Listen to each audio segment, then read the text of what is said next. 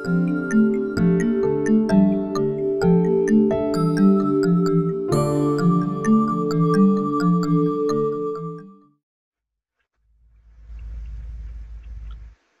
10 kita lihat Allah SWT berfirman bahwa Allah membantu orang beriman di perang Badar dengan 1.000 malaikat. Lalu kemudian Allah SWT menjelaskan bahwa bantuan itu adalah dalam rangka memberikan kabar gembira kepada orang beriman. Jadi di ayat 10 dikatakan, wa majalahullahu illa busyra, dan tiadalah Allah menjadikan pertolongan itu, yaitu malaikat. Ini malaikat yang dibicarakan di sini. Bi'alfin minal malaikah, tiadalah Allah menjadikan malaikat itu adalah dalam rangka busyra, sebagai kabar gembira. Illa busyra, sebagai kabar gembira, walitatma'inna, dan untuk membuat tenang. Kata litatma'inna itu ingat istilah itmi'nan atau mutma'innah. Jadi biasanya kita mendengarkan kata-kata mutma'innah. Di dalam Al-Quran juga di ayat lain dikatakan ya ayyatuhan nafsul mutma'innah.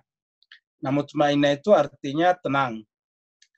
Di sini disebutkan menetapkan, karena yang disebut tenang itu adalah hati yang tetap, tidak lagi bergejolak. Jadi Allah mengirim malaikat itu sebagai pemberi kabar gembira dan untuk menciptakan rasa tenang di dalam dirinya, kalbunya orang beriman.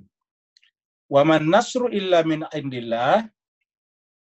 Kemudian Allah menjelaskan bahwa tidak ada pertolongan kecuali pertolongan dari sisi Allah Subhanahu wa taala. Kalau ada pertolongan dari sisi kita atau kesesama, itu sebetulnya secara hakikat bukan pertolongan dari yang bersangkutan. Kenapa misalnya ada teman kita yang berbaik hati kepada kita? Nah, teman kita itu juga tidak lahir dengan sendirinya. Teman kita itu juga diberikan akal sehat oleh Allah Subhanahu wa taala. Jadi teman kita yang menolong kita sebetulnya juga hakikatnya pertolongan dari Allah.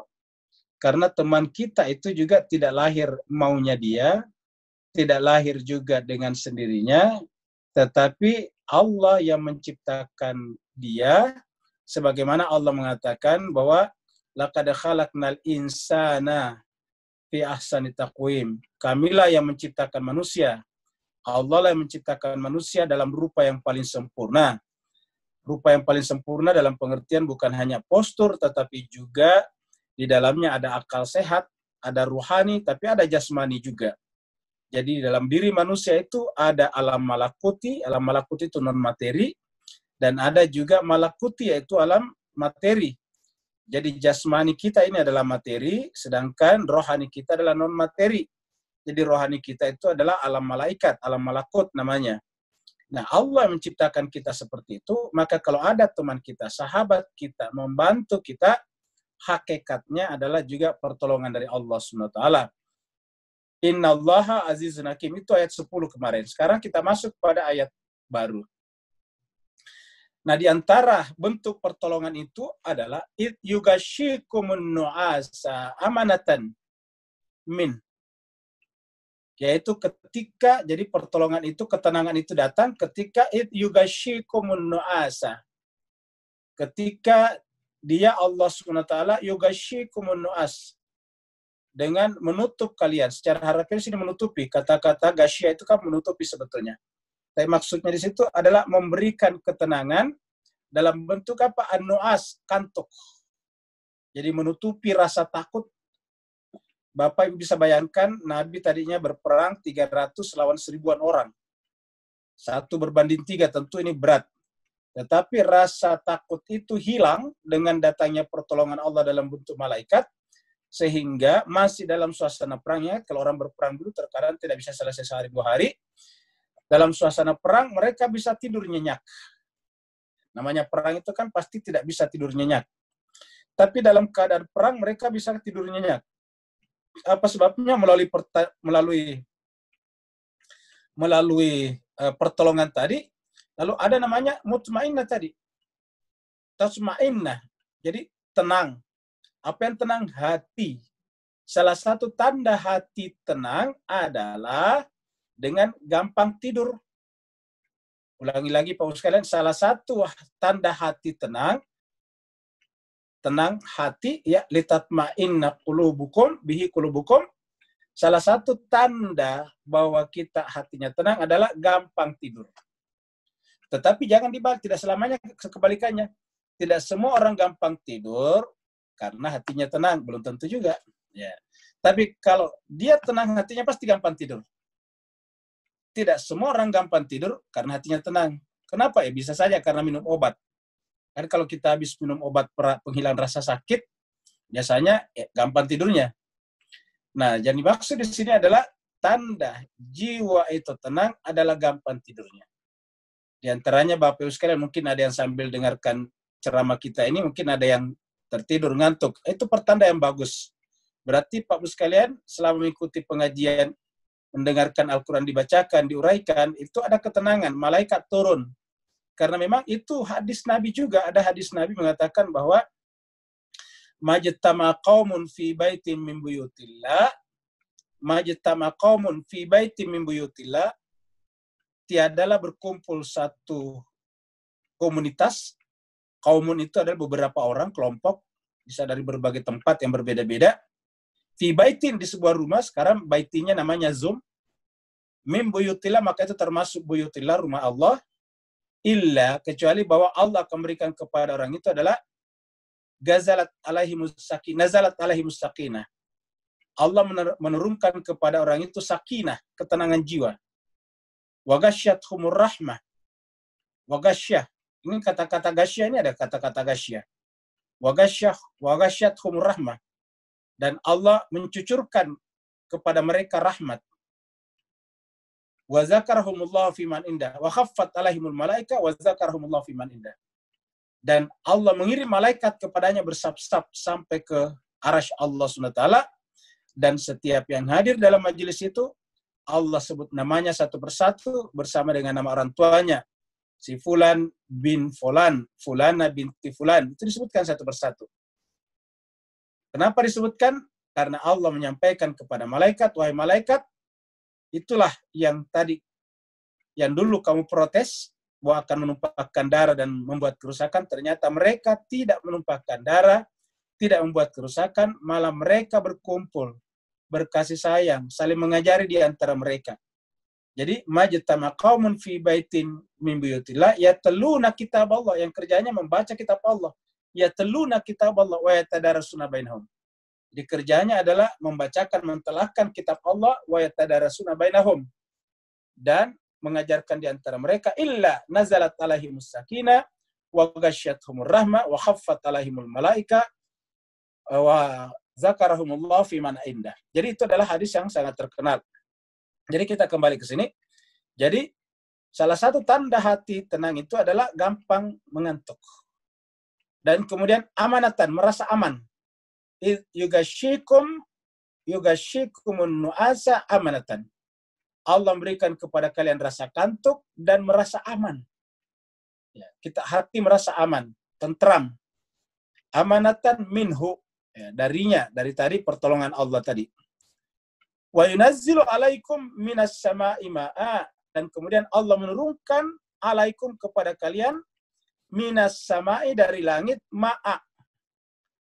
Bapak Ibu jemaah sekalian, coba kita memfokuskan perhatian kita pada ayat ini, karena ayat ini menyampaikan kepada kita rahasia yang terletak pada air. Jadi rahasia yang terletak pada air. Terlepas apakah air itu seperti penelitiannya orang Jepang, bahwa kristal-kristalnya berubah sesuai dengan kata-kata yang kita ucapkan di dekat air. Tapi yang jelas ayat ini menjelaskan kepada kita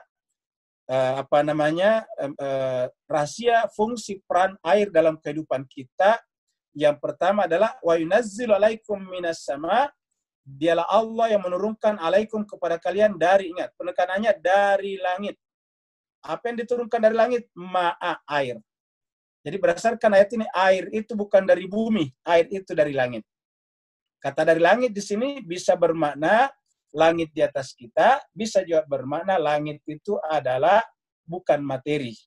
Jadi air itu adalah bukan materi awalnya, terus diciptakan Allah karena sampai sekarang ini satu-satunya planet yang punya air seperti air kita ini adalah baru di bumi.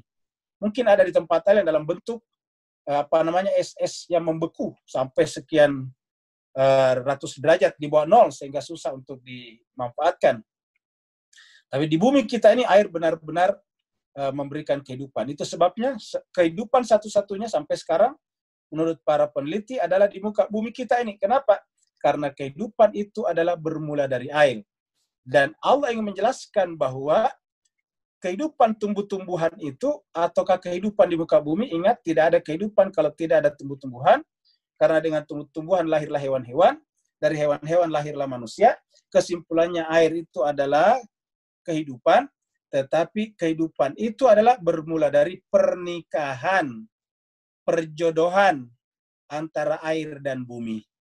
Ingat, bumi kita statusnya dalam pikiran kita di bawah, datar, lalu kemudian air turun dari langit. Ketika air turun dari langit dan menimpa bumi kita, kita sebut itu terjadi perjodohan. Jadi air dari langit, kemudian menimpa bumi kita, lalu kemudian setelah itu lahirlah kehidupan. Jadi Al-Quran mengatakan, wa yunazzilu alaikum minas sama'i ma'a.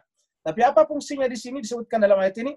Satu, liyutahhirakum bihi, untuk mensucikan kalian dengannya. Jadi kata-kata yutahhirakum di sini menggunakan kata mensucikan, bukan membersihkan. Ya. Kalau membersihkan itu adalah biasa dengar kata-kata an-nazafatu minal iman, nazifun, bersih. Ya. Bukan liyunazzifakum, bukan untuk membersihkan, tetapi mensucikan. Jadi liyutahhirakum bihi. Jadi artinya bahwa air ini karena berasal dari langit, maka membersihkan badan sekaligus membersihkan batin. Membersihkan badan dan batin sekaligus itu langsung dengan mensucikan. Liyutahhirakum. Jadi untuk mensucikan diri kita, jiwa kita harus dari langit. Tidak bisa dari bumi juga, harus dari langit. Jadi kalau misalnya ada orang tidak tenang jiwanya, lalu kemudian misalnya minum obat-obatan yang terlarang seperti narkoba dan sebagainya, itu salah besar. Karena berdasarkan ayat ini, supaya mendapatkan ketenangan, tadi yang disebut tadi, kata-kata li tatma'inna qulubukum, maka adalah dengan air. Jadi menurunkan air liyutahhirakum, untuk mensucikan kalian dengan air itu. Jadi jemaah sekalian, kalau kita mandi, maka itu akan suci. Dan ini juga dalam suasana COVID-19 sekarang ini, corona, ya dianjurkan untuk semakin sering berhubungan dengan air. Sedikit-sedikit cuci tangan, pulang dari luar, masuk rumah, langsung mandi. Pokoknya Al-Quran mengatakan liyutahhirakum bihi. Ya. Jadi liyutahhirakum bihi, untuk mensucikan kalian dengan air itu. Jadi Allah menjelaskan kepada kita bahwa untuk mensucikan batin kita harus dengan air. Dan air dari mana? Dari langit. Jadi artinya apa? Pensuci batin itu harus non-materi. Tidak bisa badan yang berasal dari bumi disucikan juga dengan dari bumi saja. Kecuali kalau tidak ada dari langit, barulah boleh, namanya debu. Itu namanya darurat. Wa yudhiba ankumur rijsa syaitan. Fungsi yang kedua, yang pertama mensucikan, yang kedua adalah wa yudhiba ankumur rijsa syaitan. Untuk menghilangkan dari kalian rijz. Rijz ini adalah kotoran-kotoran asyaiton. Apa namanya kotoran-kotoran di sini? Tentu di pikiran. Karena kalau rijznya syaitan itu di pikiran. Jadi kalau kita bisa segar kembali berpikir, ya kita mandi. Air ini bagus, kita berwudu. Nabi mengatakan kalau ada di antara kalian yang marah, ya maka usahakan pada saat dia marah itu, duduk, lalu kemudian pergi mengambil air wudhu. Atau lebih bagus lagi kalau dia mandi. Jadi kalau ada orang yang marah atau mau marah, coba pergi mandi secepatnya. Dengan pergi mandi secepatnya, maka kemudian dia akan tenang. Karena syaitan itu, apa artinya syaitan? Kita sudah bicarakan sebelumnya, adalah bisikan-bisikan atau hayalan-hayalan yang muncul dalam pikiran kita yang bersifat amarah, yang bersifat benci dan dendam kepada orang lain.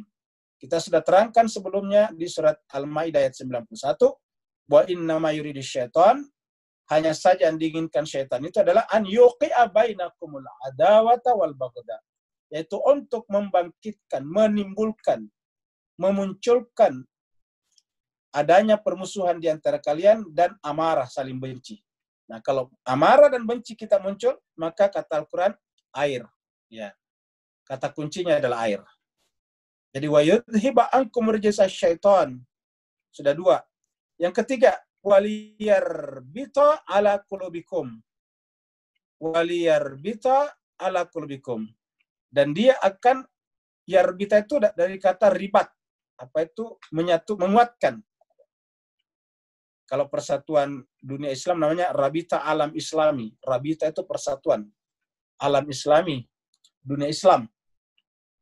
Jadi liyarbita, untuk menguatkan ala qulubikum, hati kalian. Kata-kata yarbita itu adalah lawan daripada kerja syaitan. Karena syaitan melahirkan apa? Was-was. Supaya tidak was-was, lawannya adalah yarbita, ribat. Jadi waliyarbita. Jadi lawannya was-was. Was-was itu khawatir, bingung, kiri kanan nggak tahu, maka kemudian itu harus dihilangkan supaya apa? Liyarbita ala qulubikum, hati menjadi tenang. Ya, jadi yang pertama mensucikan hati, kemudian yang kedua menghilangkan tadi syaitan, amarah, dendam, lalu kemudian dengan hilangnya amarah dan dendam, maka hati menjadi tenang kembali. Waliyarbita ala qulubikum, hati menjadi tenang kembali, menjadi still seperti kata orang Inggris. Yarbita ala qulubikum. Yang keempat, wa yuthabbita bihil aqdam, sehingga prinsipnya kuat. Secara harafiah aqdam ini adalah kaki. Aqdam itu bentuk jamak daripada qadam, kaki. Jadi yuthabbit, isbat itu juga memperteguh. Jadi kalau orang jalannya masih tidak doyong kiri dan kanan, masih stabil, masih kuat, kayak pemain sepak bola, nah itu namanya yuthabbit, ya, kuat. Jadi seakan-akan walaupun dia walaupun disenggol sama motor, dia tidak akan jatuh. Nah itu namanya kuat, teguh. Ya, yuthabbita bihil aqdam. Nah, tetapi tentu maksudnya di sini bukan kaki beneran, tetapi pendirian. Jadi kata telapak kaki di sini atau al-aqdam di sini adalah pendirian. Jadi kita punya pendirian tetap, akidahnya menjadi tetap. Yuthabbita bihil aqdam, imannya menjadi kuat. Jadi air ini di dalam ayat ini disebutkan 4 manfaat besarnya. Yang pertama adalah liyutahhirakum, yang kedua adalah yudhiba ankum murjisa syaitan, yang ketiga liyarbisa ala qulubikum, yang keempat adalah yuthabbita bihil aqdam. Jadi mensucikan jiwa, badan dan jiwa, menghilangkan tadi rijs syaitan, kotoran-kotoran dalam pikiran, was-was, berpikir negatif, kemudian setelah itu hati menjadi kuat, dan dengan kuatnya hati memperkuat juga kita punya akidah, prinsip Islam, berpegang teguhan kita kepada kebenaran menjadi semakin kuat. Iz yuhi rabbuka ilal malaikati.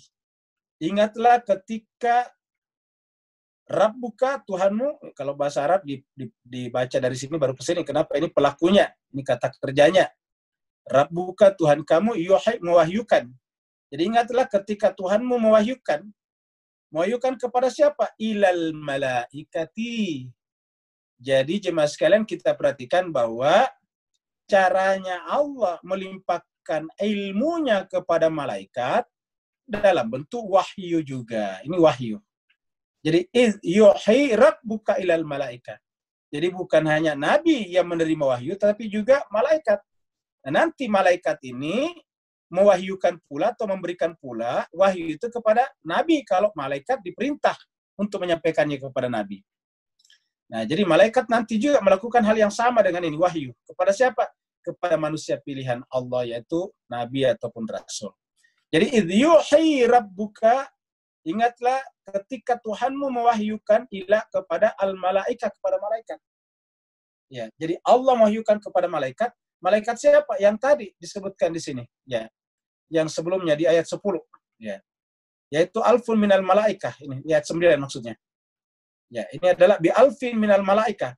Jadi 1000 malaikat ini adalah semuanya menerima wahyu dari Allah Subhanahu wa taala. yuhi rabbuka ilal malaikah. Tuhan mewahyukan kepada malaikat, apa isi wahyunya?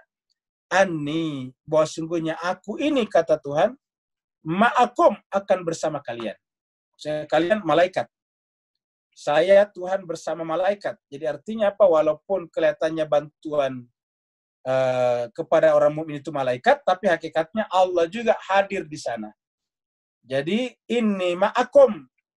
Jadi Allah bersama malaikat sehingga nanti melahirkan tadi ketenangan. Kenapa? Kan Allah bersama dengan malaikat.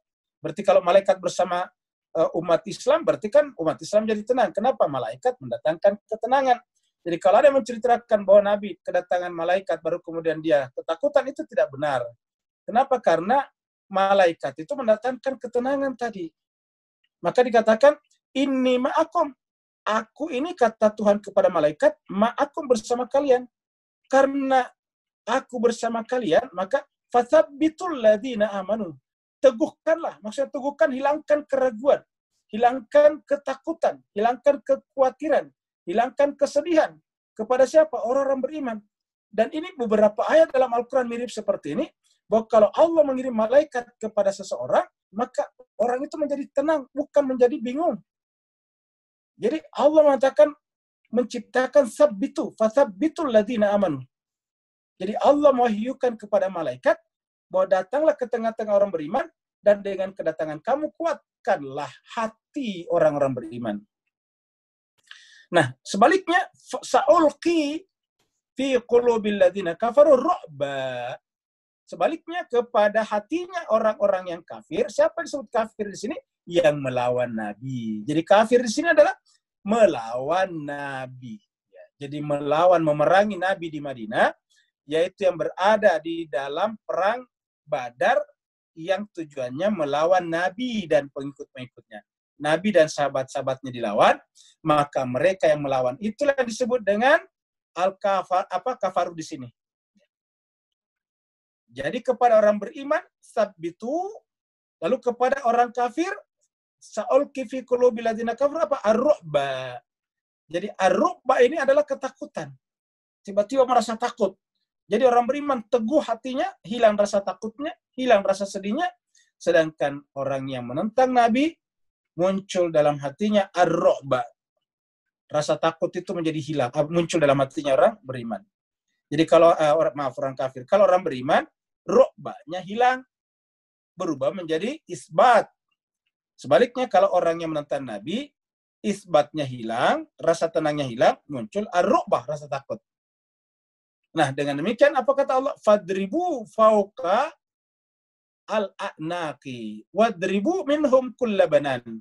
Secara harfiah artinya apa? Fadribu, pukula, fauqa, di atas, al-a'naq, leher-leher mereka, wadribu, dan pukula, minhum kulla, mereka, kulla, tiap-tiap, banan, jari-jari. Jadi ujung jari-jari itu namanya banan. Jadi yang 5 itu di tangan kita namanya banan. Ya.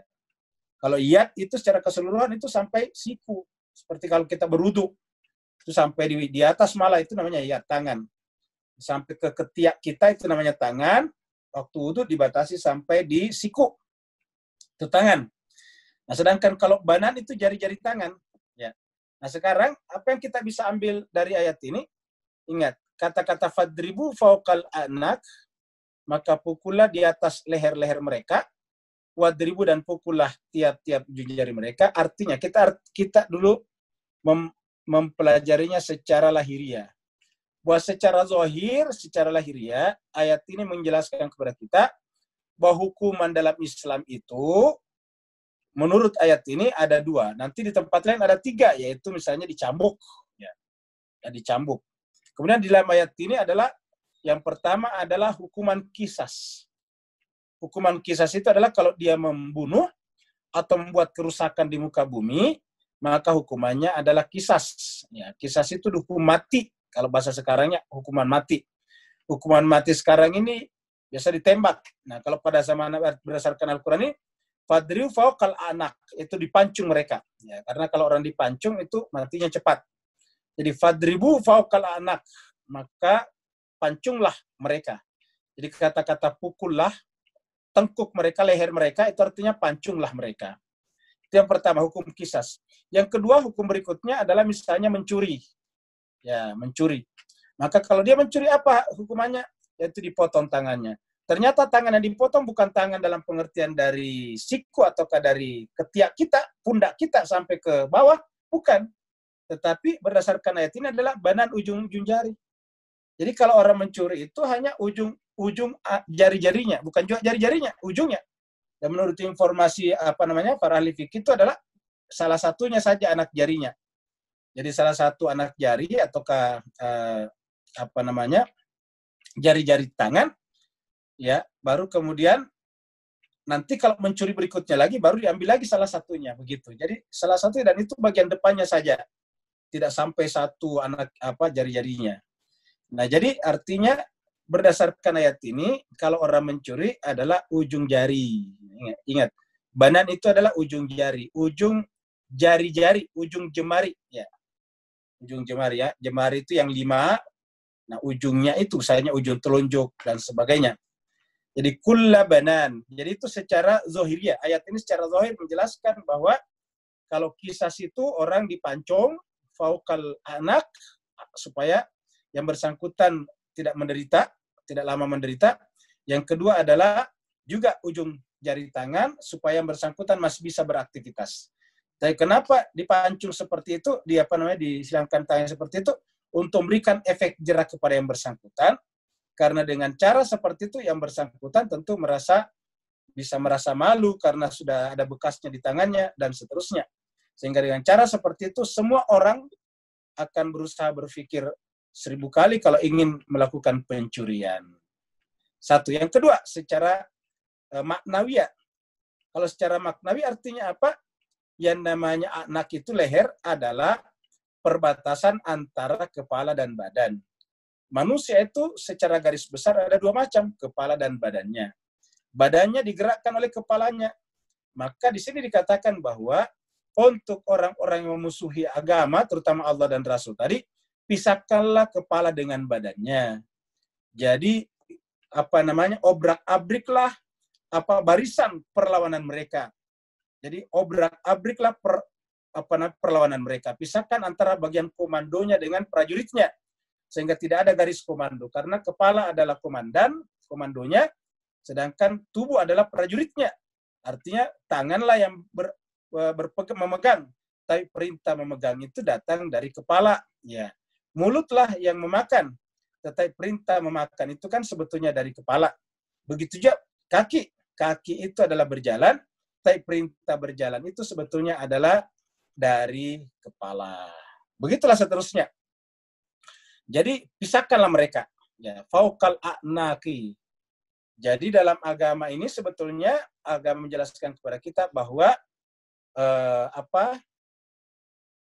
kekuatan-kekuatan jahat itu harus organisasinya yang harus dirusak berdasarkan ini. Karena kata Sayyidina Ali bin Abi Thalib karamallahu wajhah, yang namanya kejahatan kalau terorganisasi dengan baik itu bisa berbahaya. Nah, caranya bagaimana berdasarkan ayat ini? Itu organisasinya yang dirusak. Hilangkan hubungan antara pimpinannya, komandannya, dengan prajurit-prajuritnya. Supaya prajurit-prajurit yang selama ini melakukan kejahatan kehilangan perintah dari atas. Begitu juga dengan dipisahkannya komandan dari prajuritnya, maka komandannya atau komandonya ini tidak bisa berbuat apa-apa. Karena untuk beraktivitas kan perlu prajurit, perlu anak buah, perlu pasukan. Nah, itu makna yang bisa kita tangkap di sini. Kemudian apa makna daripada wadribu minhu kulla banan? Yaitu bahwa persempitlah seluruh kemungkinan untuk melakukan. Melakukan itu adalah dengan tangan, terutama ujung jari-jari. Ya, kenapa ujung jari-jari? Karena kita punya tangan dari pundak, dari ketiak kita sampai ke bawah, tetapi yang punya peran ujung-ujungnya itu adalah jari-jari. Misalnya memegang dengan jari-jari, menulis dengan jari-jari, mengetik di komputer, di handphone kita, jari-jari kita. Ya. Bapak Ibu sekalian susah kalau kita mengetik dengan siku kita, ya harus dengan jari-jari. Kita makan juga cubit-cubit makanan, ikan dan sebagainya itu dengan jari-jari kita. Pokoknya dengan jari-jarilah. Maka oleh sebab itulah kata-kata wadribu minhum kulla banan kepada mereka yang niatnya melakukan kejahatan itu, kelompok-kelompok kafaru ini yang melawan negara ini, karena di sini kan sudah bicara negara, kita pembahasan kita sebelumnya. Nabi itu sudah membangun negara di Madinah, orang-orang ini adalah dalam rangka ingin merusak negara sebetulnya. Mereka melakukan serangan dari luar, maka terhadap orang-orang yang ingin merusak negara ini, maka di sini dikatakan, maka potonglah tangan-tangan mereka. Artinya persempitlah sedemikian rupa aktivitas mereka yang ingin merusak kedamaian masyarakat, bangsa, dan negara. Kemudian berikutnya, dzalika bi annahum syaqqallaha wa rasulah. Kenapa diberikan hukuman sedemikian rupa? Ayat ini mengatakan dzalika, yang demikian itu, bi annahum, karena mereka itu syaqqallaha, karena mereka itu memusuhi, menentang Allah dan Rasulnya. Kenapa menentang Allah dan Rasulnya sampai begitu begitu hukumannya? Nah, coba kita lihat di sini. Apa yang disebut dengan realitas? Kita bicara tentang realitas. Jadi realitas.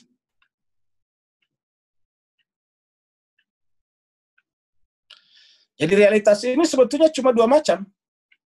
Ya. Jadi realitas itu adalah cuma dua macam. Ya. Itu realitas. Satu adalah khalik. Satu adalah khalik. Yang kedua adalah makhluk. Nah, inilah yang disebut dengan realitas. Jadi realitas itu cuma dua. Makhluk. Khalik ini diwakili. Khalik ini kalau bahasa agamanya adalah Tuhan. Bahasa Al-Qur'annya Rabb. Jadi kita sebut ini Tuhan. Pencipta. Khalik artinya pencipta. Makhluk yang diciptakan. Yang diciptakan ini diwakili oleh siapa? Diwakili oleh Nabi, Rasul. Jadi makhluk ini diwakili oleh Rasul. Makanya dikatakan dalam Al-Quran, wa ma arsalnaka illa rahmatan lil alamin. Jadi Nabi itu adalah rahmat bagi seluruh alam. Artinya apa? Seluruh makhluk. Dan di dalam ayat lain dikatakan juga bahwa Nabi itu disebut dengan khairu khalqillah. Sebaik-baik ciptaan Allah. Khairu khalqillah. Sebaik-baik daripada makhluk Allah. Ataukah dalam surat Al-Bayinat dikatakan khairul bariyah. Innal ladzina amanu wa amilus solihati ulaika hum khairul bariyah. Sebaik-baik makhluk. Nah, jadi cuma dua saja realitas, yaitu pencipta dan ciptaan. Pencipta adalah khalik, ciptaan adalah makhluk. Khalik ini kita sebut dengan bahasa Indonesia kita Tuhan, bahasa Arabnya adalah Rabb, sedangkan makhluk diwakili oleh satu sosok, yaitu Rasul. Kenapa Rasul mewakilinya? Karena makhluk itu ada dua macam, ada yang materi dan ada yang non-materi. Dan materi dan non-materi berjumpa pada diri manusia. Pada diri manusia ada badan yang terbuat dari tanah, dan pada diri manusia ada ruh terbuat dari alam non-materi, rohani, cahaya. Nah, kemudian manusia sebaik-baik manusia adalah Rasul. Jadi realitas cuma dua macam, Tuhan dan Rasul. Nah, apa hubungannya dengan pembahasan ayat kita tadi? Yaitu siapa yang memusuhi Tuhan, memusuhi Allah, memusuhi Rasul, hakikatnya adalah memusuhi seluruh realitas. Jadi siapa yang memusuhi Allah dan Rasul, hakikatnya memusuhi seluruh realitas. Dan siapa yang memusuhi seluruh realitas, hakikatnya adalah perbuatan itu adalah perbuatan irasionalitas. Perbuatan yang tidak masuk akal. Jadi, dan itu adalah kejahatan paling besar. Kejahatan paling besar adalah memusuhi realitas. Karena memusuhi realitas berarti tidak ada lagi yang ada, kecuali diri orang itu. Padahal diri orang itu sendiri tanpa mereka sadari adalah bagian dari realitas ini. Jadi, itu adalah sebuah absurditas namanya, absurd. Itu perbuatan yang benar-benar bahasa kasarnya itu bodoh. Jadi melawan Tuhan, melawan Rasul adalah melawan seluruh realitas. Makanya karena melawan seluruh realitas, melawan Tuhan dan melawan Rasul adalah disebut dengan menentang Allah dan Rasul, maka wajar kalau kemudian diberikan tadi hukuman seperti ini. Fadribu fawqal a'naqi wadribu minhum kulla banan. Maka pukullah di tengkuk-tengkuk mereka dan juga pukullah atau patahkanlah ujung-ujung jari mereka. Apa sebabnya? Zalika bi'annahum syaqqullah wa rasulah. Yang demikian itu karena mereka menentang, memusuhi Allah dan Rasul. Baru kemudian dipertegas kembali, ini ada kalimat pernyataan, wa may yushaqiqillaha wa rasulah, dan siapa gerangan atau siapa saja yushaqiqillah, menentang, memusuhi Allah dan Rasulnya, fa innallaha syadidul iqab, maka Allah terhadap orang itu sangat keras siksaannya. Kenapa? Karena memusuhi seluruh realitas. Memusuhi Allah dan Rasul adalah memusuhi seluruh realitas. Perbuatan itu adalah perbuatan bodoh, perbuatan yang irasional, perbuatan yang absurd namanya. Zalikum, yang demikian itu, dengan hukuman itu, Allah ingin mengatakan kepada mereka melalui orang beriman tadi, fadzuquhu, maka rasakanlah itu. Apa itu? Yaitu ini, syadidul iqab, siksaan yang sangat keras. Fadzuquhu, rasakanlah itu, wa anna, dan bahwa sesungguhnya lil kafirina, untuk orang-orang kafir itu pantasnya memang adalah adzaban nar, adab api neraka. Jadi wa anna lil kafirina adzaban nari, karena sesungguhnya untuk orang-orang kafir itu cocoknya, pantasnya adalah adzaban nar, adab api neraka. Jadi pantasnya, cocoknya mereka itu adalah adab api neraka. Wa anna lil kafirina adzaban nari. Jadi sungguhnya kepada orang-orang seperti itu, ya pantasnya adalah azab api neraka. Kenapa tadi? Menentang seluruh realitas. Menentang seluruh realitas, menentang Allah dan Rasulnya. Ya ayyuhalladzina amanu, wahai orang beriman, idza laqitumul ladzina kafaru zahfa fala tuwalluhumul adbar. Ya wahai orang beriman, ya ayyuhalladzina amanu, jadi yang dipanggil adalah orang beriman. Idza laqitum, jika kalian berjumpa. Alladzina, orang-orang yang kafaru. Siapa tadi kafaru di atas? Yang disebut kafaru, ingat, harus dibatasi. Yaitu memerangi Allah dan Rasul. Jadi yang disebut kafaru di situ adalah memerangi Allah dan Rasul. Sebetulnya Allah tidak diperangi, yang diperangi Rasulnya. Tapi memerangi Rasul, hakikatnya memerangi Allah. Kenapa? Karena Allah kan tak terjangkau oleh panca indera kita. Jadi apabila kalian berjumpa dengan orang-orang kafaru, kafaru adalah syaqqullah wa rasulah, yang membenci, memusuhi Allah dan Rasulnya. Zahafan, mereka datang, kalian menjumpai mereka dalam keadaan menyerang, maju menyerang. Jadi Bapak Ibu sekalian, perhatikan baik-baik bahwasanya ayat ini benar-benar ayat peperangan, karena maju menyerang. Zahafa itu adalah merayap, merangkak. Kalau dalam kamus bahasa Arab, zahfan itu dari kata zahafa, ya zahafu itu artinya menyerang, merangkak. Merayap, merangkak. Ya, kita tahu sampai sekarang juga kalau tentara itu biasanya merayap. Ya, jadi kalau kamu menjumpai mereka, pasukan orang-orang yang menyerang Allah dan Rasul itu dalam keadaan merayap, merangkak. Jadi bisa diartikan menyerang, merangkak itu dalam keadaan mengendap-endap. Ya. Jadi mengendap-endap itu merayap, merangkak. Ya. Jadi kalau dia dalam keadaan begitu, maka fala tuwalluhumul adbar, janganlah kalian berpaling dari mereka. Janganlah kalian mundur ke belakang, al-adbar. Tuwalluhum, jangan lari, al-adbar, ke belakang. Maksudnya begitu. Fala tuwalluhumul adbar, jangan kalian berpaling, lalu kemudian mundur ke belakang.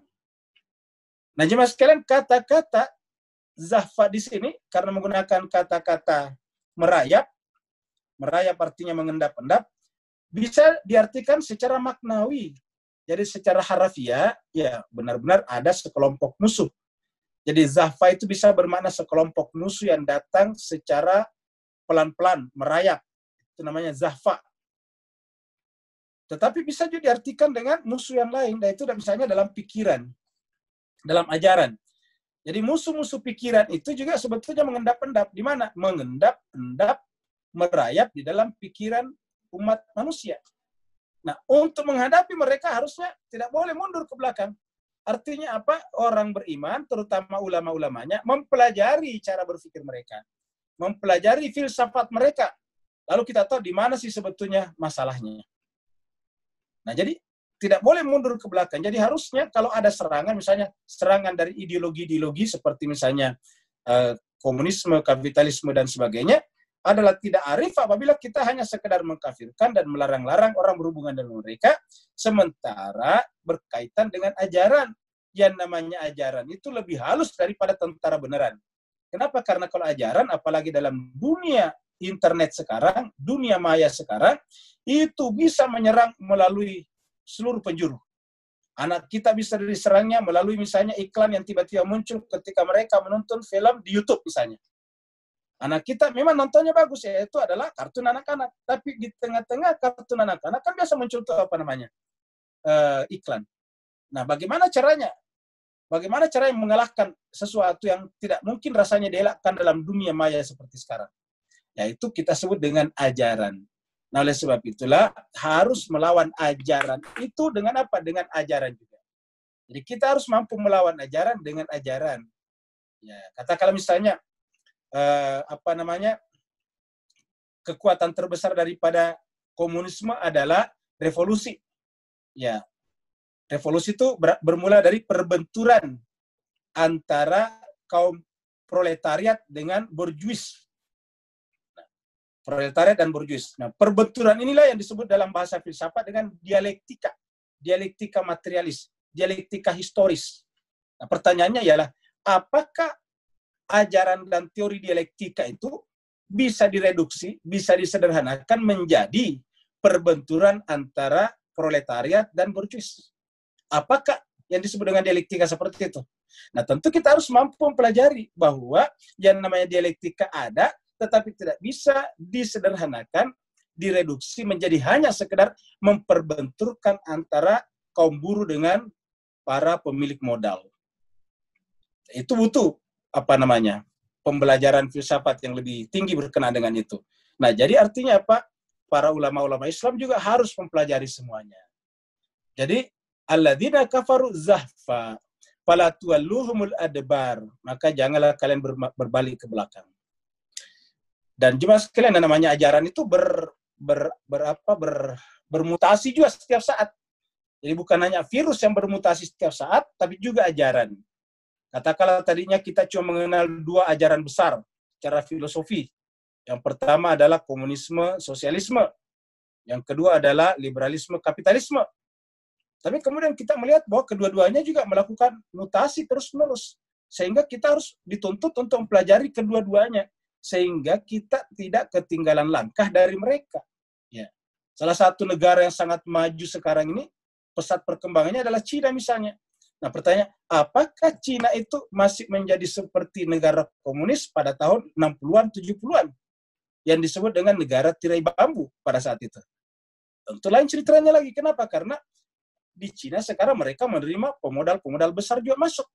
Pemodal-pemodal besar itu kan adalah kaum borjuis, kaum kapitalis. Nah, kalau begitu, bagaimana caranya memetakan filsafat negara yang diterapkan di negara Cina daratan ini? Ya tentu kita harus mempelajari di sana adaptasi baru di sisi kapitalisme di Cina dan adaptasi baru di sisi komunisme juga di Cina. Karena kok tiba-tiba terjadi kehidupan harmonis antara doktrin komunisme di satu pihak yang dijalankan negara dan doktrin kapitalisme, liberalisme di satu pihak yang dijalankan oleh para pemodal. Nah, itu tentu dibutuhkan pembahasan yang lebih dalam. Waman yuallihim, siapa yang berlari ke belakang, waman yuallihim, siapa yang berpaling, yaumaizin, pada saat itu, pada saat kata-kata yaumaizin ini pada hari itu ya secara harafiah, kalau berdasarkan asbabun nuzul ayat ya pada perang Badar. Tapi kalau kita mengeluarkan ayat ini tidak hanya terbatas pada asbabun nuzulnya, berarti setiap saat. Jadi ketika berjumpa dengan tantangan-tantangan ideologis, tantangan-tantangan ajaran, tantangan-tantangan pemikiran yang berkenaan dengan kebenaran Islam ini, ya tentu juga hari itu berlaku sekarang ini. Jadi wa may yuwallihim yaumaidin duburahu, siapa yang berbalik ke belakang pada saat itu, ancamannya nanti ada di bawah. Tetapi dikatakan boleh saja begini kecuali asalkan Karena ada kata illa di sini. Jadi man illa. Jadi wa man yuwallihim yauma idzin duburahu illa, kecuali, artinya kecuali kalau melakukan ini karena, jadi kecualinya ada pengecualian, ada eksepsinya. Illa mutaharrifan, kecuali mutaharrifan lil qitali, kecuali hanya strategi untuk berbelok. Mutaharrif itu adalah semacam strategi untuk menyiasati musuh. Maka dikatakan mutaharrifan lil qitalin. Ya, jadi strategi untuk menyiasati musuh, liqitalin untuk berperang, untuk merangi musuh, untuk mengalahkan musuh maksudnya. Jadi strategi untuk mengalahkan musuh. Au mutahayyizan ila fi'atin, atau hanya sekedar siasat strategi untuk bergabung dengan pasukan teman yang lain. Kalau misalnya pasukan kita sudah cukup banyak yang korban, ya bisa kita bersiasat ya mengalahkan musuh, dan bisa juga bersiasat untuk bergabung dengan pasukan yang lain. Faqad ba'a bi ghadabin minallah. Jadi siapa yang berbalik ke belakang ya tanpa alasan ini, faqad, maka sungguh ba'a bi ghadabin minallah, maka dia akan mendapatkan, ba'a itu dia akan mendapatkan, ditimpakan kepadanya bi ghadabin, amarah, kemurkaan. Dari mana? Minallah, dari Allah. Jadi dalam agama ini tidak ada alasan untuk mundur, Bapak Ibu sekalian. Jadi kalau kita memperluas tadi kata yauma izin ini dengan pemikiran, dengan ajaran, maka harusnya seluruh orang beriman itu harus teguh, harus kuat, harus menjadi pembelajar yang hebat untuk menunjukkan bahwa mereka itu adalah unggul. Jadi mereka itu adalah unggul. Harus mereka memiliki kualifikasi ya ilmu pengetahuan seperti para pemegang Nobel itu. Di di jemaah kita ini ada peserta yang merupakan pimpinan dari Sekolah Tinggi Ekonomi Nobel di Jakarta, di Makassar, ya, Pak Masur Razak. Mudah-mudahan bisa melahirkan orang-orang yang berpikiran seperti itu. Nah, jemaah sekalian berbahagia, jadi mutahayyizan ila fiatin faqad ba'a bi ghadabin minallah. Maka dia mendapatkan kemurkaan dari Allah. Jadi ini berat. Jadi artinya Pak, umat Islam itu harus senantiasa berada dalam posisi perang pemikiran. Perang pemikiran, bukan perang fisik, perang pemikiran. Artinya setiap ada pemikiran baru yang dianggap bisa mendeviasi umat manusia daripada kemanusiaannya, ya harusnya umat Islam bisa memperbaikinya. Bisa mempelajarinya secara mendalam, baru kemudian mengembalikan kepada rel kemanusiaan yang sesungguhnya. Karena beberapa ideologi yang muncul juga berbicara atas nama kemanusiaan, tetapi dalam prakteknya justru meruntuhkan dan merusak kemanusiaan. Maka Al-Quran mengatakan, siapa yang tidak mempelajari itu, istilahnya mundur ke belakang, maka Allah timpakan kepadanya kemurkaan. Dan Allah menjanjikan, wa ma'wahu jahannam. Tempatnya nanti di akhirat adalah neraka jahannam. Wa ma'wahu jahannam. Wa bi'sal masir. Dan itulah seburuk-buruk tempat kembali. Kemudian falam taqtuluhum. Falam taqtuluhum. Ya, falam taqtuluhum.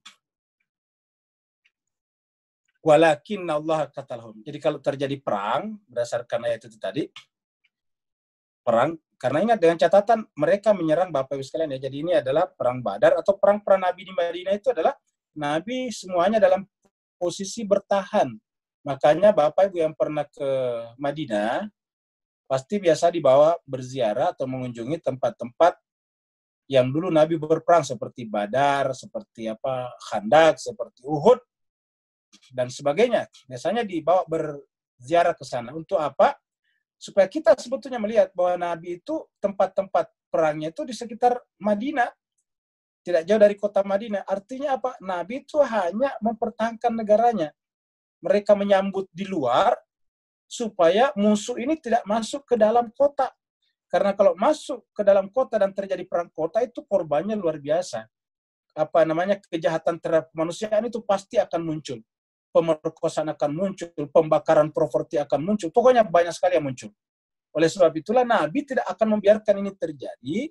Maka Nabi kemudian memanggil laki-laki yang dianggap masih patut untuk berperang untuk keluar menahan mereka. Menahan mereka. Jadi namanya pertahanan. Kenapa? Menahan laju serangan musuh. Siapakah musuh ini? Nanti kita lihat di dalam surat Al-Anfal ini, bahwa itu adalah rata-rata adalah pasukan dari Mekah. Mekah ke Madinah itu sekitar 700-800 km. Jadi mereka datang begitu jauh menyerang ke Madinah. Sedangkan dari Madinah sampai ke Khandak misalnya itu dekat. Cuma sekitar 10-an kiloan. Nah, dengan demikian, Nabi posisinya dalam keadaan bertahan sebetulnya. Jadi Nabi dalam kondisi bertahan. Ya.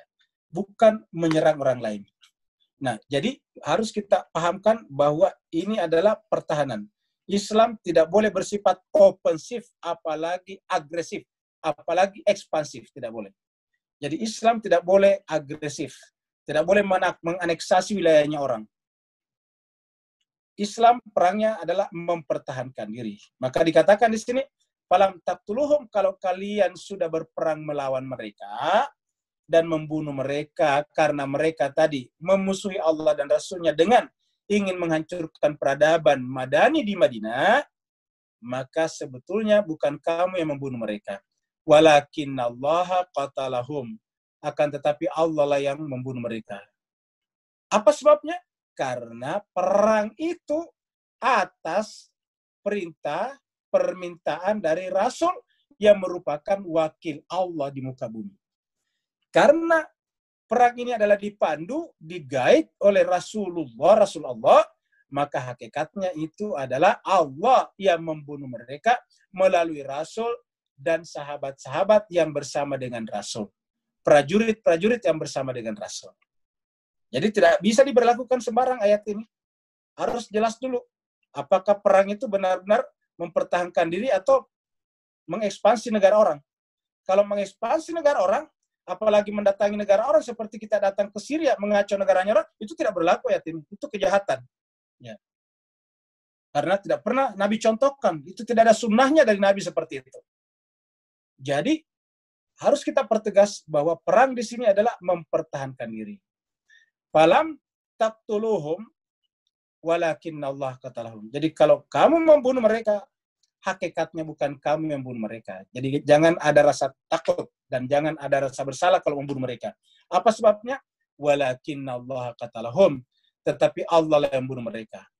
Dari ayat perang ini kemudian muncul pernyataan yang bersifat umum dan sekaligus menentukan makrifat kita kepada perbuatan Allah pada perbuatan manusia. Ingat, perbuatan Allah pada perbuatan manusia. Nah, kalau sudah begini tadi alurnya, maka Allah mengatakan wa ma ramaita iz ramaita walakinallah rama. Jadi pada saat engkau melempar, bukan lagi engkau yang melempar, tetapi Allah yang melempar. Kenapa saya memberikan stressing dan garis bawah di sini Pak Bu sekalian? Karena kalau ayat ini kita lepaskan dari konteksnya, ini juga bisa berbahaya secara teologi. Namanya menjadi Jabariyah. Seperti mana juga kata ayat perang, kalau dilepaskan dari konteksnya itu berbahaya. Karena akan bisa melahirkan kejahatan terhadap kemanusiaan. Terjadi perang saudara di mana-mana. Nah, begitu juga ayat ini. Jadi ketika engkau melempar, bukan engkau yang melempar, tapi Allah melempar, ini harus kita pahami ayat ini background-nya adalah perang Badar, di mana perang itu adalah atas perintah Allah kepada Rasul-Nya. Dan perang itu juga dipandu, diguide, dipanglimai oleh Rasul. Nah, kalau begitu berlakulah ini tadi, ma ramaita iz ramaita walakinallah rama. Jadi artinya ayat ini tidak bisa diberlakukan secara umum bahwa semua perbuatan kita hakikatnya perbuatan Allah. Bagaimana kalau kita mencuri? Apakah hakikatnya Allah mencuri? Kan salah. Ya. Wa ma ramaita iz ramaita walakinallah rama. Bayangkan kalau kita berlakukan secara umum, maka kalau kita mencuri berarti hakikatnya Allah mencuri. Kenapa? Perbuatan kita kan perbuatan dari Allah. Nah, jadi oleh sebab itu harus kita batasi supaya tidak salah paham. Karena ayat ini, Bapak Ibu sekalian, kalau rajin baca buku-buku sufistik, atau ke buku-buku tarekat, atau ke buku-buku yang bersifat ruhania, atau menghadiri majelis-majelis seperti itu, ini sering diangkat. Ya, ma ramaita iz ramaita walakinallah rama, bukanlah engkau yang melempar. Pada saat engkau melempar, tetapi Allah yang melempar. Kenapa kata-kata ramaita di sini muncul? Ya, secara harfiah ramaita itu melempar itu kan berarti aktivitas tangan, tetapi perang dulu menggunakan dua faktor penting kalau jarak jauh, yaitu panah dan tombak. Ya, kalau pedang kan berdekatan, harus jarak dekat. Kalau jaraknya masih jauh itu menggunakan panah dan menggunakan tombak. Ya, karena panah dan tombak bisa dilempar dari jarak jauh. Nah, tapi sekarang tentu lebih jauh lagi, namanya rudal, senjata. Ya. Jadi namanya misil. Jadi tetap berlaku sebetulnya sekarang dalam dunia perang sekarang, karena sekarang pakai lempar-melempar rudal juga. Jadi itu menyebabkan kata rama muncul di sini, yaitu melempar. Jadi rama itu melempar, rama yarmi melempar. Tapi melempar itu Pak Bu sekalian tidak selamanya harus melempar secara fisik. Di ayat lain surat An-Nisa, melempar dalam pengertian makna juga berlaku. Contohnya kita melakukan kesalahan, baru kita lemparkan kepada orang lain, itu melempar juga namanya. Melemparkan kesalahan kepada orang lain. Nah, jadi Allah mengatakan wa ma ramaita iz ramaita walakin Allah rama waliyubliyal mu'minina minhu bala'an hasana. Waliyubliya. Untuk apa? Untuk Allah berikan ujian, cobaan kepada orang mukmin. Dari kemenangan itu bala'an hasana, dengan ujian yang baik. Bapak Ibu perhatikan ayat ini, tulisannya bala'an, itu bahasa Indonesia kita, bala. Jadi bala ini sebetulnya ada dua macam berdasarkan ayat ini. Kalau bahasa Indonesia kita yang namanya bala itu selalu yang buruk saja. Misalnya banjir itu adalah bala, bencana. Kalau saya COVID sekarang itu bala, bencana. Bencana bahasa Melayu, bala itu dari bahasa Al-Quran. Bala ini balaan, bala. Dipakai biasa istilah tolak bala, menolak bencana, menolak ujian. Nah, secara bahasa Al-Quran, bala ini dua macam. Ada bala yang hasanah, ada bala yang sayyi'ah. Jadi ada balaan hasanan, ada balaan sayyi'an. Ya, di sini kemenangan adalah balaan hasanah. Sedangkan kalau kita misalnya sakit, tentu balaan sayyi'an. Ya, jadi bala itu artinya ujian. Bala. Jadi bala, ingat, berdasarkan Al-Quran tidak selamanya yang buruk. Jadi kalau ada di antara Bapak Ibu diangkat jadi pejabat di kantornya, itu termasuk bala juga apa? Balaan hasanah. Ya, kalau ada di antara Bapak Ibu sekalian rugi bisnisnya, itu namanya bala'a sayyi'ah. Jadi bala. Jadi apa saja.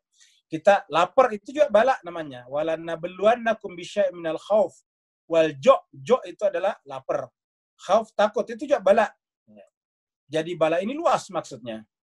Nah, jadi bala ini Bapak sekalian, karena ini bahasa Al-Quran, lebih cocok kita gunakan bala baik dan bala buruk daripada menggunakan kata takdir baik dan takdir buruk.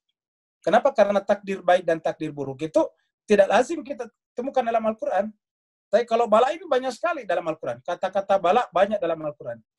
Dan ternyata bala ini ada hasanahnya nih.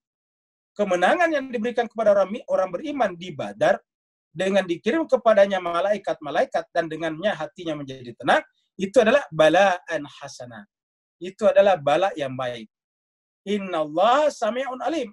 Sungguhnya Allah itu maha mendengar, alim lagi maha mengetahui. Jadi innallaha sami'un alim. Sungguhnya Allah itu maha mendengar, alim lagi maha mengetahui. Jadi Allah sami'un maha mendengar, alimun maha mengetahui. Jadi kita berbuat yang baik, pasti Allah menyertai kita. Kenapa? Dia maha mendengar lagi maha mengetahui. Dzalikum wa annallaha muhinu kaidil kafirin. Yang demikian itu karena Allah Subhanahu wa taala melalui bantuannya tadi, muhinu, kata muhin itu dari kata hina, menghinakan sebetulnya. Jadi bukan hanya sekedar melemahkan, tetapi menghinakan. Jadi zalikum yang demikian itu wa annallaha, karena sesungguhnya Allah Subhanahu wa taala muhinu, bermaksud melemahkan, kaidi, tipu daya, strategi al-kafirin. Jadi dengan begitu Allah akan melemahkan, merendahkan, menghinakan kaidil kafirin, tipu daya, strategi orang-orang kafir. Orang kafir ini siapa tadi? Yaitu memusuhi, melawan Allah dan Rasulnya, memusuhi terutama dalam pengertian yang nyata, yaitu memerangi Nabi di Madinah pada saat itu. In tastaftihu faqad ja'akumul fathu. In tastaftihu. Jika kalian semuanya selama ini minta kepada Allah kemenangan, in tastaftihu, tastaftihu itu dari kata fatahah. Ya. Fatahah itu ingat fathul Makkah. Ini nanti ada kata fathu di sini. Al-fathu itu adalah kemenangan. Jadi in tastaftihu, fathul Makkah adalah kemenangan. Jadi jika kalian selama ini berdoa kepada Allah minta kemenangan, ya, minta kemenangan terhadap melawan orang-orang tindakan jahat daripada orang-orang Mekah, pemimpin orang Mekah, kenapa mengusir mereka dari Mekah sehingga mereka harus pindah jauh ke Madinah Yastrib. Setelah sampai di sana mereka masih dikejar juga untuk dibunuh semuanya. Nah, maka tentu orang beriman ini berharap supaya jangan sampai terjadi hal yang sangat fatal dengan semoga Allah memberikan kemenangan kepada mereka. Dan ternyata di perang Badar ini mereka menang. Maka Allah mengatakan, in tastaftihu, jika selama ini kalian meminta kepada Allah, kepadaku kemenangan, faqad ja'akumul fathu. Maka saat ini telah datang kepada kalian al-fathu, yaitu kemenangan. Jadi kemenangan ini adalah kemenangan pertama, yaitu kemenangan Nabi dan orang-orang beriman di Madinah mengalahkan orang kafir Quraisy Mekah, mengusir kembali orang kafir Quraisy Mekah. Dan menurut riwayat bahwa di perang Badar itu banyak sekali tokoh-tokoh penting dari Mekah itu yang meninggal dunia, mati. Wa in tantahu fahuwa khairul lakum.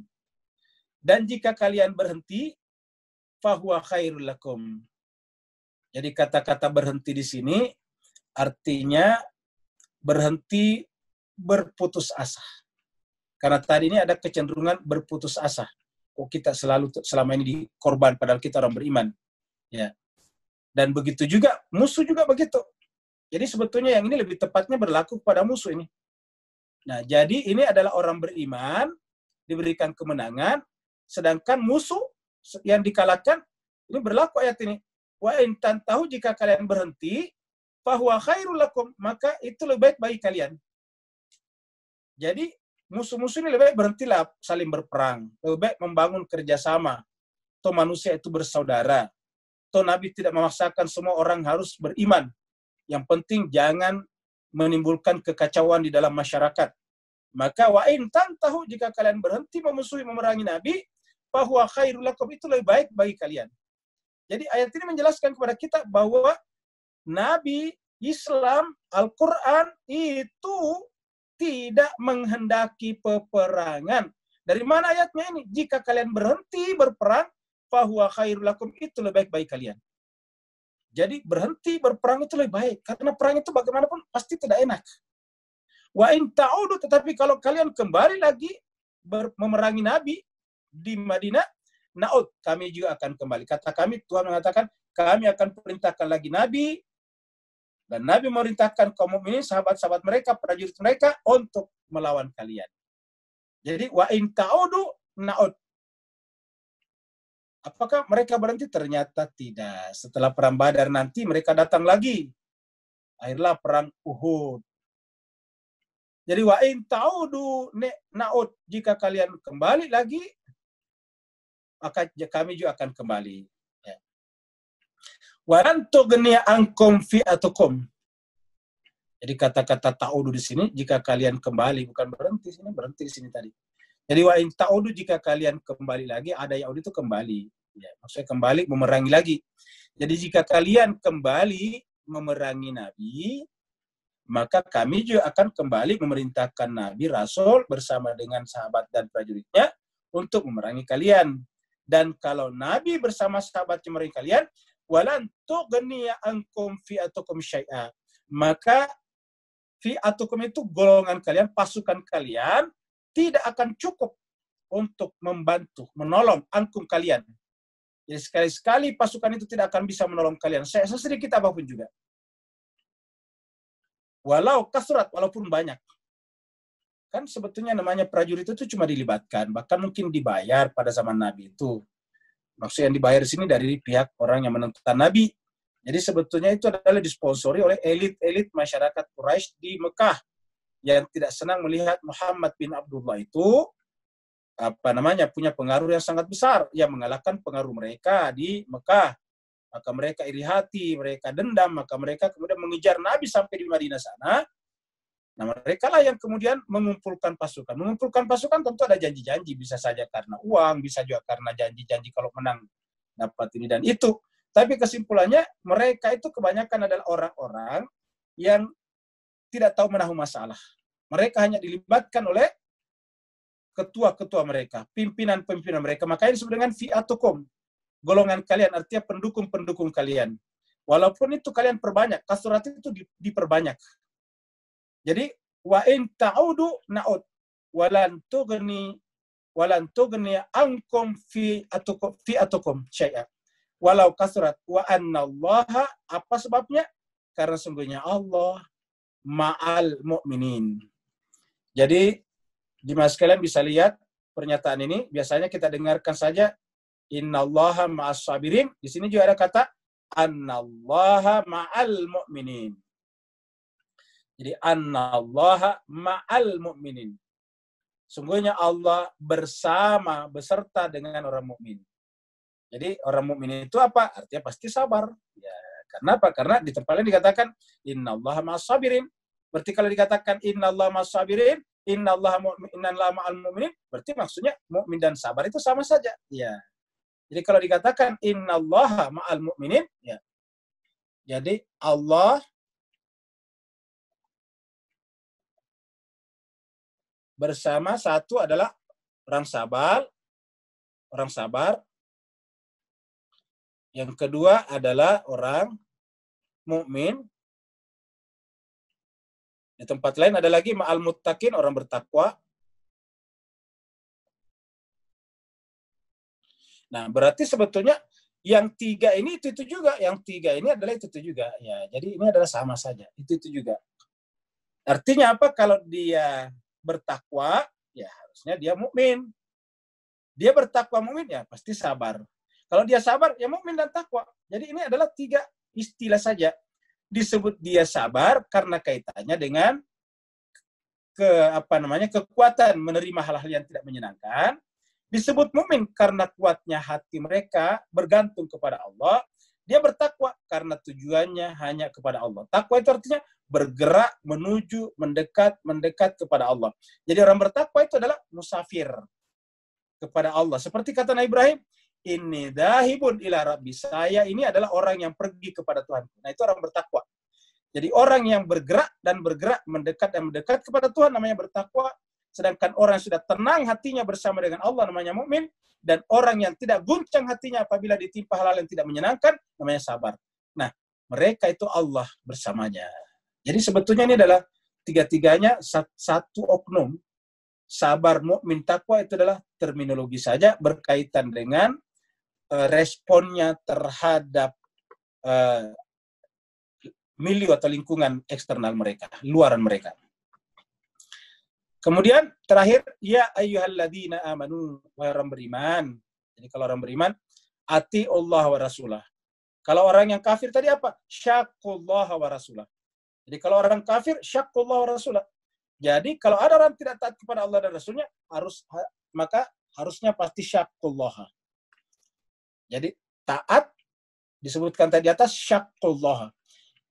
Apa lawannya? Syaqullah. Jadi ya ayyuhalladzina amanu ati Allah, taatlah kepada Allah. Kalau yang di atas tadi adalah syaqullah, sebelah sini. Yang di atas tadi adalah syaqullah. Ini mana tadi ayatnya? Nah, ini dia. Bi'annahum syaqullah wa rasulah.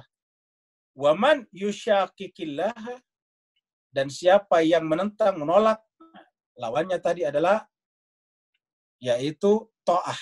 Ayat 20 adalah taat. Jadi lawannya adalah taat.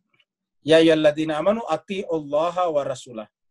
Wahai orang-orang yang beriman, taatlah kepada Allah dan Rasulnya. Wala tuwallu anhum wa antum tasma'un. Dan janganlah pernah tuwallu berpaling anhu daripada Rasulnya, daripada Allah. Ya, kalau berpaling daripada Rasul, hakikatnya berpaling daripada Allah. Jadi janganlah kau berpaling dari perintah-perintah Rasul, karena berpaling dari perintah-perintah Rasul, hakikatnya berpaling dari Allah.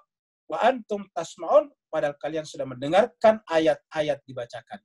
Kalian sudah mendengarkan Nabi, mulut sucinya Nabi, menyampaikan firman-firman Allah yang diberikan, yang diwahyukan kepadanya.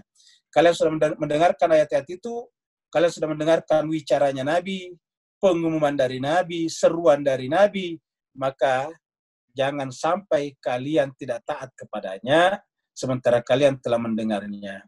Bapak Ibu Jemaat sekalian berbahagia, inilah pembahasan kita pada malam hari ini. Iya Ustaz, ada pertanyaan dari Sinta, dari Mbak Sinta. Tentang hari Tarwiyah ya? Iya Ustaz. Ya. Jadi hari Tarwiyah, pertanyaannya adalah apa makna hari Tarwiyah besok?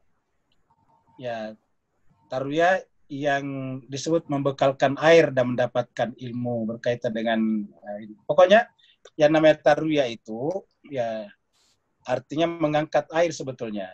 Ya, jadi Tarwiyah itu adalah mengangkat air. Jadi dulu itu ingat ini pada zaman dulu ya. Yang pada zaman dulu baik sebelum atau sesudah Nabi hadir itu yang namanya apa yang namanya wukuf di Arafah. Ingat yang namanya Arafah itu kan jauh dari Mekah. Jadi Arafah itu adalah jauh dari Mekah. Nah, karena jauh dari Mekah, maka harus dipersiapkan air di sana. Kan kalau sekarang kan sudah ada keran-keran. Kalau dulu itu dipersiapkan. Jadi pada tanggal 9 itu, tanggal 8 itu ya, tanggal 8 Zulhijjah, itu kerjanya orang itu mengangkat air dari Mekah pergi ke Arafah untuk persiapan wukuf besoknya. Karena wukuf itu kan startnya adalah pas matahari di atas kepala kita lewat sedikit. Ya. Jadi pas waktu salat zuhur lah kalau waktu kita kaitkan dengan waktu salat. Itu wukuf. Dan orang datang di sana bisa sejak pagi. Jadi orang sudah datang ke sana, sudah ada yang pagi sudah sampai di sana. Nah, karenanya tentu membutuhkan air, apalagi kita tahu yang namanya Arafah terbuka pasti panas sekali. Maka pada tanggal 8 Zulhijjah itu orang-orang mengangkat air dulu pergi ke Arafah sebagai persiapan untuk wukuf besoknya. Jadi untuk wukuf besoknya. Nah, maka tindakan mengangkat air ini dilakukan oleh mereka semuanya disebut dengan Tarwiyah. Ya, jadi Tarwiyah artinya membawa air ke sana sebagai perbekalan untuk wukuf besok di Arafah. Jadi tanggal 8 disebut dengan Tarwiyah, wukufnya adalah tanggal 9. Hari 9 itu adalah hari Arafah. Wukuf di Arafah tanggal 9. Ya. Tapi tentu punya makna-makna lain juga, yaitu bahwasanya kalau kita ingin wukuf di Arafah, ingat kata wukuf itu kan artinya berhenti, wakafah. Wukuf. Makanya kalau Bapak sekalian biasa belajar mengaji kan ada namanya tanda-tanda wakaf. Ya. Wukuf itu tanda berhenti. Kemudian Arafah dari kata Arafah itu mengenal. Jadi artinya kita bisa mengenal diri kita apabila kita berhenti. Kalau kita masih banyak pikiran perhatian di luar, itu susah untuk mengenal diri kita. Jadi kita harus berhenti dulu. Nah, jadi kita harus berhenti. Jadi pentingnya namanya diam. Pentingnya namanya melihat ke dalam diri kita. Ya, ini mungkin pada agama-agama lain disebut dengan meditasi. Meditasi itu kan mereka juga berhenti. Jadi kita berhenti pada aktivitas-aktivitas indrawi, dengan berhentinya dengan aktivitas-aktivitas indrawi, perhatian kita masuk ke dalam diri kita. Seperti kata Allah di ayat lain, wa fi anfusikum afala tubsirun. Dan di dalam diri kalian kenapa tidak memperhatikannya? Pada diri kalian kenapa tidak memperhatikannya? Ya. Wa fi anfus, fi dalam diri kalian. Afala tubsirun, kenapa tidak memperhatikannya? Nah, untuk memperhatikan itu tentu perlu diam. Nah, sekarang setelah kita diam memperhatikan jiwa kita, apa yang terjadi sebetulnya? Kita melihat ke dalam jiwa kita. Siapa itu jiwa kita? Fitrah kita. Fitrah kita ternyata fitrah Allah. Fitrah Allah allati fatara an-nasa. Yang biasa kita terangkan di sini bahwa apabila jiwa kita ini kita hilangkan hijab-hijabnya, kita hilangkan kotoran-kotorannya, noda-nodanya, lalu kemudian jiwa kita kinclong kembali, bening kembali, maka begitu kita lihat ternyata yang ada di sana adalah wajah Allah. Kita mengenal Dia melalui jiwa kita. Jadi ternyata kenapa? Karena fitrah itu adalah Allah berikan kepada kita agar kita bisa mengenal Dia. Maka muncullah kata-kata man arafa nafsahu faqad arafa rabbahu. Siapa yang mengenal dirinya, dia akan mengenal Tuhannya. Atau bisa juga disederhanakan menjadi siapa yang bercermin kepada jiwanya, maka dia akan melihat gambaran surah, melihat refleksi Allah di sana. Jadi man arafa nafsahu faqad arafa rabbah. Siapa melihat dirinya, dia akan melihat Tuhannya. Itu adalah arafa. Nah, tetapi cuma keser bahagia, diri itu adalah ternyata tidak boleh kita membandingkan dengan sesuatu yang bersifat materi. Materi itu adalah benda-benda. Sedangkan diri kita, jiwa kita kan ditiupkan. Wa nafakhtu fi min ruhi. Nah, itu kalau dalam dunia ini diibaratkan seperti air. Kenapa air tadi datang dari langit? Ya, tadi kita sudah lihat ada kata-kata air itu diturunkan dari langit. Ya. Ya, diturunkan dari langit. Ayat berapa tadi itu ada kata-kata Allah turunkan kepada kalian air dari langit. Dan dengan air dari langit itu kalian semuanya menjadi tenang. Ya, ini dia ayat 11. Wa yunazzilu alaikum minas sama'i ma'a. Menurunkan kepada kalian air. Jadi makna air di sini adalah kehidupan dari langit. Jadi ingat, makna air kehidupan dari langit yang dengan air itu mensucikan jiwa kita. Dengan air itu menghilangkan rijza syaitan, gangguan-gangguan pikiran-pikiran syaitani. Begitu juga dengan air itu liyar bita ala qulubikum. Dengan air juga wa tsabbita bihi al aqdam. Nah, jadi dengan air begitulah kira-kira pengertian maknawinya.